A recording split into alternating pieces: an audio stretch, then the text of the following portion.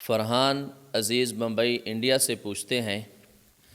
زید نے اپنی حیات میں اپنی جائیداد اپنے بھائیوں کو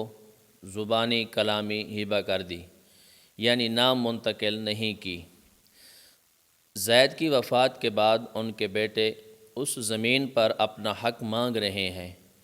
تو کیا زید کی دی ہوئی زمین پر زید کے بیٹوں کا حق ہے یا نہیں؟ زید نے جو اپنے بھائیوں کو زمین ہبہ کی ہے، اگر تو یہ زمین ہبہ کر کے اور انہیں اس زمین پر قبضہ بھی دے دیا ہے تو یہ زمین زید کے بھائیوں کی ملک متصور ہوگی، اور اگر زبانی کلامی بھائیوں کے نام کی ہے اور انہیں اس پر قبضہ بھی نہیں دیا